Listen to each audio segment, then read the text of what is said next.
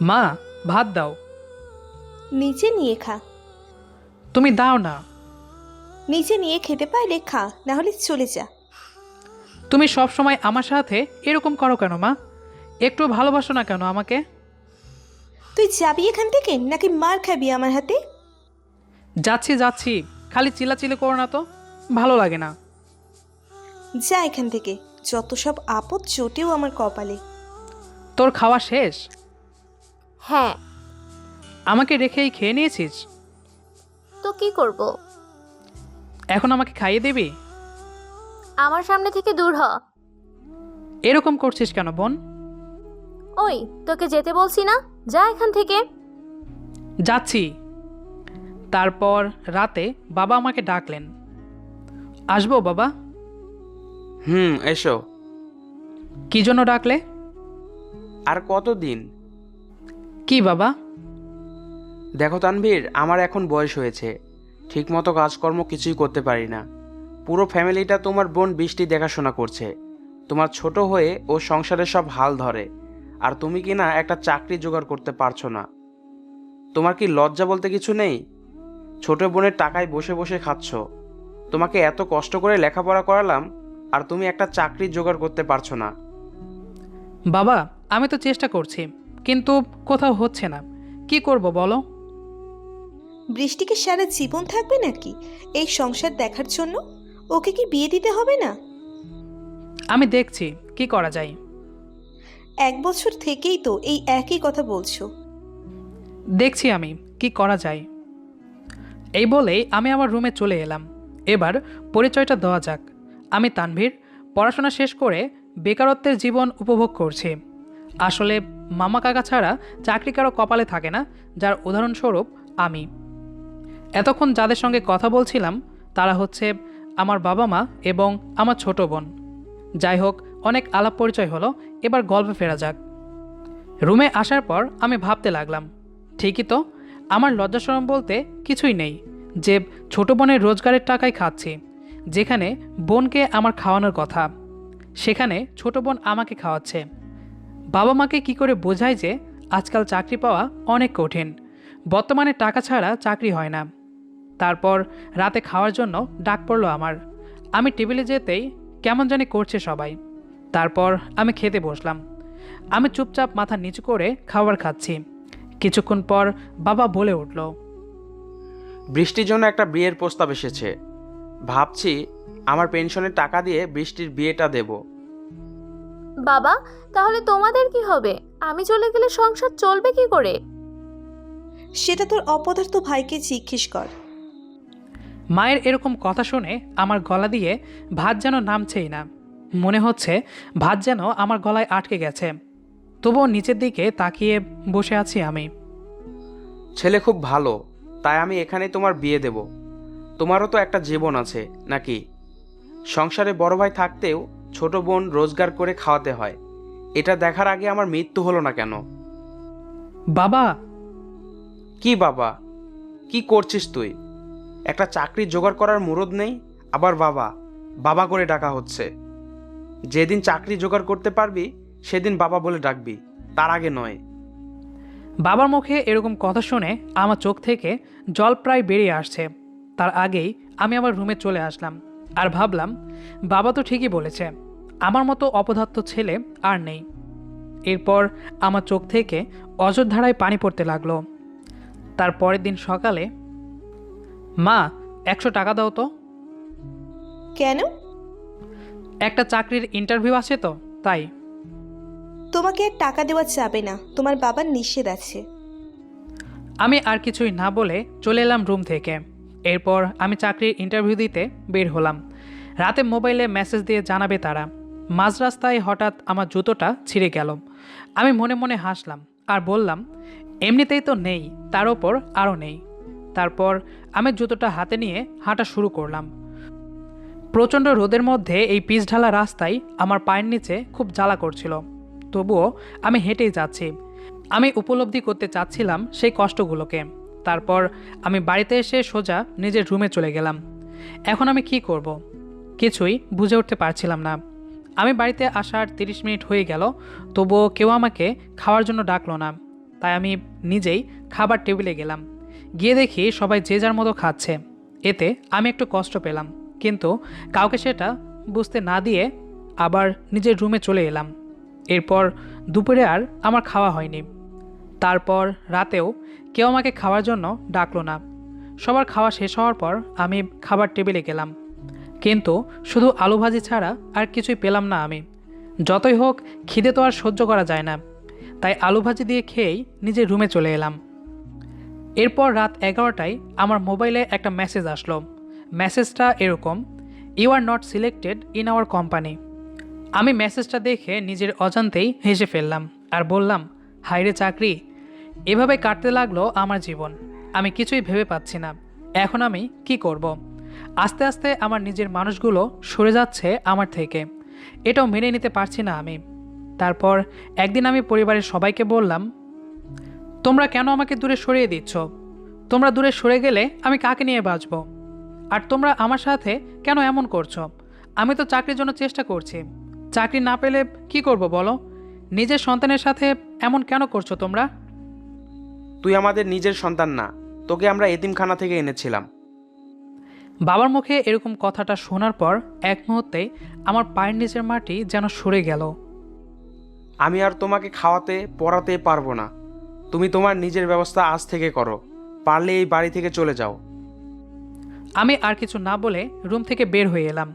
আমার মাথা কিছুতেই কাজ করছে না, কি করব না করব আমি ভেবেই পাচ্ছি না। তারপর আমি বের হয়ে আসলাম বাড়ি থেকে। চলে যেতে খুব কষ্ট হচ্ছে আমার, হবেই না বা কেন? না হোক আপন মা বাবা, আমি তো এর আগে ওনাদের আপন মা বাবা হিসেবেই জানতাম, তাহলে আজ কেন এমন হলো? এরপর আমি বাড়ি থেকে চলে এলাম, কিন্তু মনটা তো বাড়িতেই পড়ে আছে।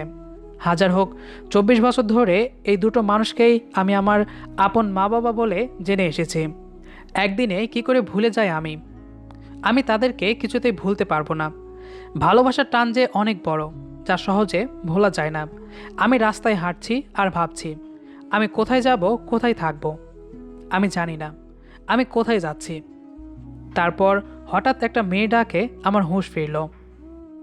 এই যে শুনছেন, বলুন। সেই কখন থেকে ডাকছি। সরি, শুনতে পাইনি। কি বলবেন বলুন। আপনাকে আমি চিনি। কিভাবে? আমরা ভার্সিটিতে একসাথে পড়েছি। ওহ, আমি লাবণ্য, আপনি? আমি তানভীর। কোথায় থাকেন? যেখানে রাত সেখানেই কাত। মানে ঠিক বুঝলাম না। থাকার জায়গা নেই। একটা কথা বলবো আপনাকে। বলুন। আপনি আমাদের বাড়িতে চলুন। করুণা করছেন? তা হবে কেন? দেখুন, আমি কারো করুণার পাত্র হতে চাই না। আসলে আমি কাজের সন্ধানে বের হয়েছি। আমার বাবার একটা রিকশার দোকান আছে, আপনি চাইলে ওখানে কাজ করতে পারেন। আমি কিছু সময় মনে মনে ভাবলাম, একটা কাজ পেলে তো ভালোই হয়। ঠিক আছে, চলুন। চলুন। বাবা, ইনি তানভীর, আমার বন্ধু। একটা কাজের খুব দরকার ওনার। ঠিক আছে, দেখছি। আমার এখানে কি কাজ করবে তুমি? আমি তো রিক্সা ভাড়া দিই আর মানুষ চালায়। সমস্যা নেই, আমি রিকশায় চালাবো। আমার এরকম কথা শুনে লাবণ্য ও তার বাবা আমার দিকে অবাক দৃষ্টিতে তাকিয়ে আছে। কি, তুমি রিক্সা চালাবে? তাও একটা লেখাপড়া করে? চুরি তো আর করছি না। তবু কিরকম লাগবে না? আমার দরকার কাজ, আর আপনার দরকার ভাড়া, তাই তো? ঠিক আছে, তুমি যা ভালো বুঝো করো। তা তুমি থাকবে কোথায়? তারপর আমার জীবনের সকল কথা ওদের খুলে বললাম। তারপর লাবণ্যের বাবা বললেন, তুমি আমাদের সাথে থাকবে আর খাবে, ঠিক আছে? ধন্যবাদ আঙ্কেল। তারপর রাতে লাবণ্য আমাকে খাওয়ার জন্য ডাকলো। এরপর আমি খাবার টেবিলে যাওয়ার পর লাবণ্য আমাকে খাবার বেড়ে দিচ্ছে। এটা দেখে আমার চোখ থেকে দুফোঁটা জল গড়িয়ে পড়ল। কি হলো, কাঁদছেন কেন? কিছু না, এমনি। এমনি তো কেউ কাঁদে না। আসলে ওদের ছেড়ে এসেছি তো, তাই। বলতে গেলে ওরাই আপনাকে বের করে দিয়েছে। ওই এক কথাই হলো, অপদার্থ ছেলেকে কেউ রাখতে চায় না। তার উপর আমি আবার সৎ ছেলে। তারপরও আপনি ওদের জন্য কাঁদছেন? কি করব বলুন, ছোট থেকেই তো ওনাদের আমি মা বাবা বলে জেনে এসেছি, ভালোবেসেছি। সেসব কি করে ভুলে যাব আমি? সত্যি আপনি অনেক ভালো।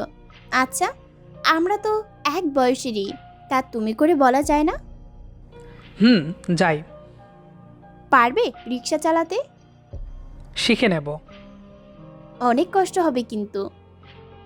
কথায় আছে, কষ্ট করলে কেষ্ট মেলে, তাই আমিও সেটাই করব। ঠিক আছে, খেয়ে নাও এখন। তুমিও খাও। আমি পরে খাবো। তারপর আমি খাওয়া দাওয়া করে নিজের রুমে চলে আসলাম। কাল থেকে শুরু হবে আমার জীবন যুদ্ধ। এ যুদ্ধে আমাকে জয়ী হতেই হবে। এসব চিন্তা করতে করতে আমি ঘুমিয়ে পড়লাম। তার পরের দিন আমি সকালে ঘুম থেকে উঠে নাস্তা করে একটা রিক্সা নিয়ে বেরিয়ে পড়লাম। সাথে আরেকজন রিক্সা চালকও ছিলেন, যিনি আমাকে রিক্সা চালানোটা শেখাবেন। সারাদিন রোদের মধ্যে থেকে আমি রিক্সা চালানো শিখতে থাকলাম। প্রথম দিনেই আমি বুঝলাম রিক্সা চালানোটা কত কঠিন। তবুও আমি থামবো না, কেননা কেউ আমাকে বলতে পারবে না যে আমি বেকার। তারপর আমি কাজ করে রাতে বাড়িতে আসলাম। এসে ফ্রেশ হয়ে ঘরে বসে আমি একটা বই পড়ছিলাম। ঠিক তখনই ঘরে লাবণ্য এসে বলল, কেমন লাগলো আজকে রিক্সা চালাতে?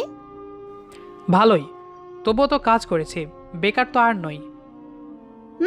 তা ঠিক বলেছ। তা খাবে না? খাবো। তুমি বসো, আমি খাবার এই ঘরে নিয়ে আসছি। কেন? আমার ইচ্ছে হয়েছে তাই। ঠিক আছে। কিছুক্ষণ পর লাবণ্য দুটি প্লেটে করে খাবার নিয়ে আসলো আমার ঘরে। এই নাও। দাও। তারপর আমি কিছুক্ষণ পরে বললাম, আজকের রান্নাটা খুবই ভালো হয়েছে। সত্যি?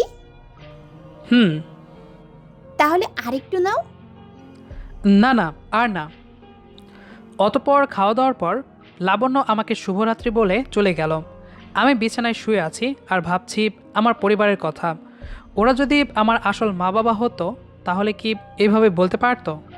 বাড়িতে একটা কুকুর থাকলেও তো মায়া জন্মায়, আর আমি তো একটা মানুষ। আমার প্রতি ওদের কি কোনো ভালোবাসা নেই? এসব ভাবতে ভাবতে আমার চোখের পানিগুলো টপ করে গড়িয়ে পড়ছে, আর কীরকম যেন একটা অসহ্য যন্ত্রণা কাজ করছে। এখন আমি নিজেই রিক্সা চালাতে পারি, পাশাপাশি একটা টিউশনিও করাই। লাবণ্যই ধরিয়ে দিয়েছে টিউশনিটা। আমি মাঝে মাঝে ভেবে পাই না লাবণ্য আমার জন্য কেন এত কিছু করছে। এই একটা ভাবনা আমার মধ্যে থেকেই গেল। কিছুদিন পর আমি আমার পরিবারের খবর নিই, খোঁজ নিয়ে জানতে পারি তারা নাকি মোটামুটি ভালোই আছে। আমি আরও জানতে পারলাম আমার ছোট বোনের নাকি বিয়ে হয়ে গেছে, ওরাও অনেক ভালো আছে। এভাবে আমি সব খবরই রাখি, কেননা আমি মনে করি ওনারাই আমার আসল বাবা মা। তারপর একদিন আমি রিক্সা নিয়ে দাঁড়িয়ে আছি একটা মার্কেটের সামনে। হঠাৎ একটা মেয়েলি কণ্ঠ শুনে পেছনে তাকালাম আমি। তাকানোর সাথে সাথেই আমি অবাক হয়ে গেলাম, কারণ আমার সামনে দাঁড়িয়ে আছে আমার বোন বৃষ্টি। বৃষ্টিও আমাকে এই অবস্থায় দেখে অবাক হয়ে যায়। তারপর কিছু সময় আমরা নীরব হয়ে গেলাম, কারো মুখে কোনো কথা নেই। শেষ পর্যন্ত আমি বললাম, কেমন আছিস? ভালো, তুই? দীর্ঘ একটা নিঃশ্বাস ছেড়ে বললাম, ভালো, খুব ভালো। মা বাবা কেমন আছে? ভালো। তুই শেষ পর্যন্ত রিক্সা চালাচ্ছিস? হ্যাঁ রে, আজ তো তুই আমাকে বেকার বলতে পারবি না। আজ আমি কাজ করি, টাকা রোজগার করি। আজ আমি বেকার নই রে, আজ আমি বেকার নই। আমি খেয়াল করলাম বৃষ্টির অজান্তেই ওর চোখ থেকে পানি গড়িয়ে পড়ছে। তারপর বৃষ্টি বলল, পারলে আমায় ক্ষমা করিস রে দাদা। ধুর, তুই তো কিছুই করিসনি, তোকে ক্ষমা করব কিভাবে বল? তবুও ক্ষমা করে দিও আমাকে। কোথায় থাকো তুমি? আমার এক বন্ধুর বাড়িতে, তুই সেখানে যাবি? চলো। তারপর বৃষ্টি আমার সাথে আমার বাড়িতে গেল। তারপর আমি লাবণ্যের সাথে বৃষ্টির পরিচয় করিয়ে দিলাম। তারপর কিছুক্ষণ পর বৃষ্টি চলে গেল, কিন্তু আমি সেদিন একটু কেঁদেছিলাম। কিন্তু কী কারণে কেঁদেছিলাম সেটা আমি নিজেও জানি না। এরপর আমি রাতে নিজের ঘরে শুয়ে আছি, হঠাৎ লাবণ্য আসলো আমার ঘরে। কিছু বলবে? হুম। কি বলবে বলো? আগে কথা দাও আমার কথা রাখবে। কথা না শুনে কিভাবে বলবো? না, তোমাকে কথা দিতে হবে, না হলে কিন্তু বলবো না। ঠিক আছে, কথা দিলাম। সত্যি তো? সত্যি। আমি তোমাকে ভালোবাসি। মানে? দেখো, মানে টেনে করো না। আমি সেই ভার্সিটি লাইফ থেকেই তোমাকে ভালোবাসি। আগে বলার সাহস পেতাম না, তাই এখন বলছি। আগে সাহস কোথায় ছিল? জানি না।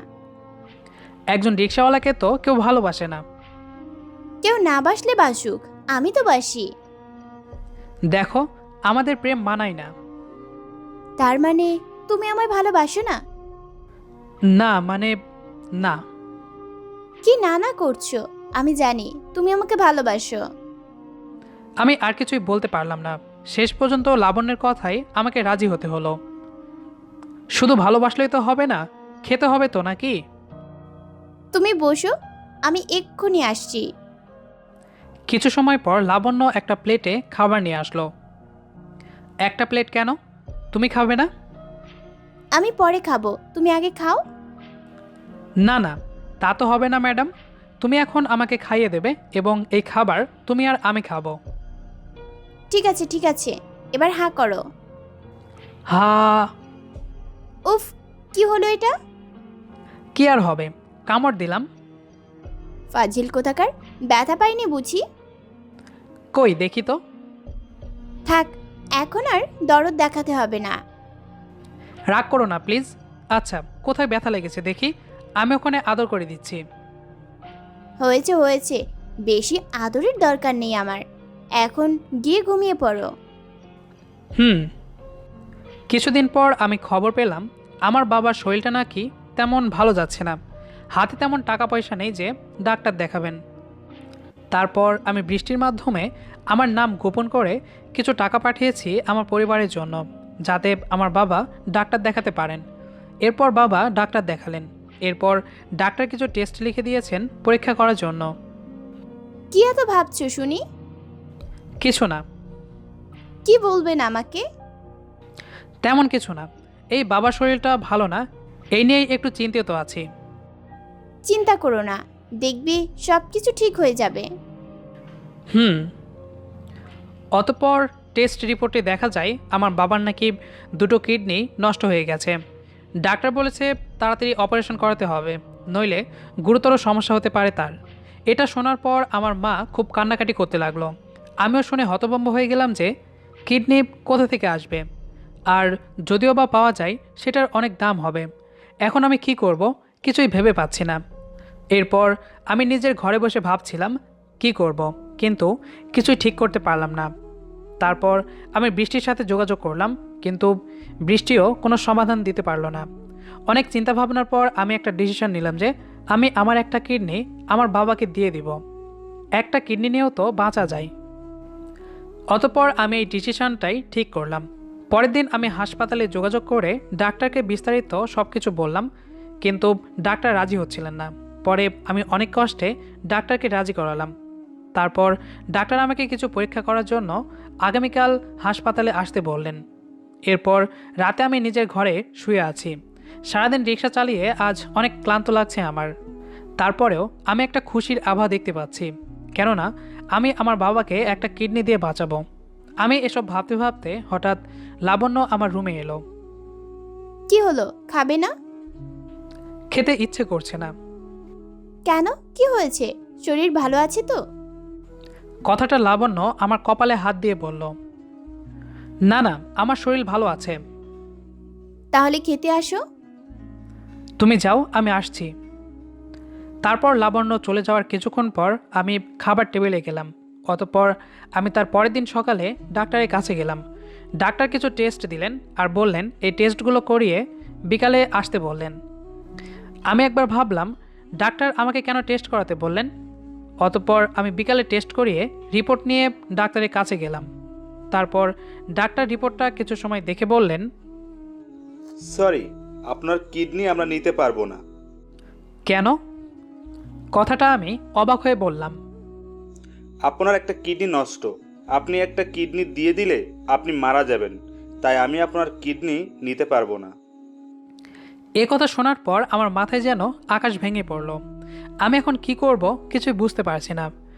প্রায় 2 মিনিট পর আমি ডাক্তারকে বললাম, আমি কিডনি দিব। কি বলছেন আপনি? ঠিকই বলছি, প্লিজ ডাক্তার, আপনি আর না করবেন না। তারপর ডাক্তার আর কিছু বললেন না। এরপর আমি বৃষ্টিকে ফোন দিয়ে সব কিছু খুলে বললাম, আর বাবা মাকে ম্যানেজ করার দায়িত্ব আমি বৃষ্টির ওপর দিলাম। সব কিছু শোনার পর বৃষ্টি আপত্তি করেছিল, কিন্তু আমি নাছোড়বান্দা। আমি বৃষ্টিকে মা বাবাকে এসব ব্যাপারে বলতে বারণ করেছি। যাই হোক, আগামীকাল অপারেশন, কিন্তু এসব কথা আমি লাবণ্যকে এখনও বলিনি। কি হলো, এই সন্ধ্যার সময় শুয়ে আছো কেন? এমনি। কি হয়েছে বলো আমাকে। আচ্ছা লাবণ্য, আমি যদি কখনো হারিয়ে যাই তাহলে তুমি কি খুব কষ্ট পাবে? হঠাৎ এই কথা বলছো কেন? তুমি কোথায় হারিয়ে যাবে? কোথাও না, এমনি বললাম। আর কখনো এমন কথা বলবে না। এই বলে আমার বুকের ওপর মাথা রাখলো লাবণ্য আর বলল, তোমাকে কোথাও হারাতে দিব না আমি। আমাকে খুব ভালোবাসো তাই না? অনেক বেশি, বলে শেষ করা যাবে না। অতঃপর আমি লাবণ্যকে জড়িয়ে ধরলাম। আমি জানি এটাই আমার লাবণ্যকে শেষ জড়িয়ে ধরা, কারণ এরপর আমি আর কোনোদিন লাবণ্যকে জড়িয়ে ধরতে পারবো না। অতঃপর আমি সকালে ঘুম থেকে উঠে 2টো চিঠি লিখলাম, একটা লাবণ্যের জন্য আর একটা আমার বাবার জন্য। অতঃপর আমি চিঠিগুলো আমার টেবিলে রেখে বাসা থেকে বের হয়ে আসলাম। প্রতিদিন আমি দুপুরে বাড়িতে আসতাম, কিন্তু আজকে আমাকে বাড়িতে না দেখাই লাবণ্য হয়তো আমার জন্য চিন্তা করছে। ফোনও অফ রেখেছি আমি। আমি কি যেন মনে করে তানভীরের ঘরে গেলাম। গিয়ে দেখলাম টেবিলে 2টি চিঠি রাখা আছে। একটির মধ্যে লেখা আমার নাম, আর একটার মধ্যে বাবার নাম লেখা আছে। তারপর আমি চিঠিগুলো খুলে পড়তে লাগলাম। চিঠিতে লেখা, লাবণ্য, আমাকে তুমি ক্ষমা করে দিও। অনেক আশা ছিল তোমার সাথে অনেকটা সময় কাটাবো, অনেকটা পথ একসাথে হাঁটবো, তোমায় নিয়ে ছোট্ট একটা সংসার করব। কিন্তু নিয়তি হয়তো আমাদের সেটা হতে দেয়নি। কিছুদিন আগে তোমায় বলেছিলাম বাবার শরীরটা ভালো নেই। টেস্ট করিয়ে জানা গেল যে বাবার 2টো কিডনি নাকি নষ্ট হয়ে গেছে। তাই আমি ভাবলাম বাবাকে আমার একটা কিডনি দিয়ে দিব, কিন্তু টেস্ট করার পর জানতে পারি আমারও একটা কিডনি নষ্ট হয়ে গেছে। তারপর আমি অনেক ভেবেচিন্তেই ডিসিশন নিলাম, আমি বাবাকে কিডনি দিবই। বাবার জন্য তো আমি জীবনে কিছুই করতে পারলাম না, হোক আমার সৎ বাবা, কিন্তু আমি তো তাকেই আসল বাবা বলেই জানি। তুমি আমার জন্য কষ্ট পেও না, জানি তুমি ভালো থাকবে না, তবুও বলছি ভালো থেকো। আর আরেকটা চিঠি আছে, ওইটা আমার বাবার কাছে পৌঁছে দিও, আর আমাকে শেষবারের মতো দেখে যেও। এতে তোমার তানভীর। চিঠি পড়ে আমি চিৎকার করে কাঁদতে লাগলাম। তারপর আমি হাসপাতালের দিকে রওনা দিলাম। হাসপাতালে গিয়ে আমি তানভীরের বাবা মাকে সব কিছু খুলে বললাম। এরপর আমি তানভীরের কথা মতো আরেকটা চিঠি তানভীরের বাবাকে দিলাম। চিঠিতে লেখা ছিল, জ্ঞান হবার পর থেকেই আমি তোমাদের আসল বাবা মা বলে জেনে এসেছি। আমার আসল বাবা মাকে আমি জানি না, আর জানতেও চাই না। আমি শুধু জানি তোমরাই আমার বাবা মা। লেখাপড়া করেও একটা চাকরি পাইনি, শেষ পর্যন্ত আমাকে রিক্সা চালাতে হলো, কিন্তু তাতেও আমার দুঃখ নেই। কেউ তো আর বেকার বলতে পারবে না। প্রতিটা মুহূর্ত তোমাদের খবর নিতাম, কেমন আছো তোমরা। একদিন আমি জানতে পারলাম তোমার নাকি অনেক অসুখ, এবং পরে জানতে পারলাম যে তোমার 2টো কিডনি নষ্ট হয়ে গেছে। তাই আমি ডাক্তারের সাথে কথা বলে আমার একটা কিডনি দেওয়ার ব্যবস্থা করলাম, কিন্তু আমার ভাগ্যটাই অনেক খারাপ। আমার একটা কিডনি আগে থেকেই নাকি নষ্ট হয়ে গেছে। তারপর আমি অনেক চিন্তাভাবনা করলাম। তুমি আমার জন্য অনেক করেছো, কিন্তু আমি কিছুই করতে পারলাম না তোমাদের জন্য। তাই আমি এই সিদ্ধান্ত নিলাম, তুমি ভেবো না আমি তোমাকে করুণা করেছি। তুমি তো ছেলে হিসেবে আমাকে মানোই না, তাই রিক্সা চালক হয়েই বেঁচেছিলাম। পারলে এই রিক্সা চালক ছেলেকে ছেলে হিসেবে মেনে নিও মনে মনে। ভালো থেকো বাবা। দেখলাম চিঠিটা পড়ে তানভীরের বাবা কাঁদতে লাগলেন। সবাই কাঁদতে লাগলো তানভীরের জন্য। পরে ডাক্তার তানভীরের লাশের কাছে নিয়ে গেলেন আমাদের সবাইকে। আমি তানভীরের দেহ দেখা মাত্রই দৌড়ে গিয়ে তানভীরকে জড়িয়ে ধরে কাঁদতে লাগলাম। আর তানভীরের বাবা শুধু একটা কথাই বললেন, একটা ক্ষমা চাওয়ার সুযোগ দিলি না রে তানভীর। ফিরে আয় বাবা, ফিরে আয়। কিন্তু তানভীর তো আর ফিরে আসবে না। সে চলে গেছে না ফেরার দেশে, শুধু রেখে গেছে বাবার প্রতি এক রিক্সা চালকের ভালোবাসা।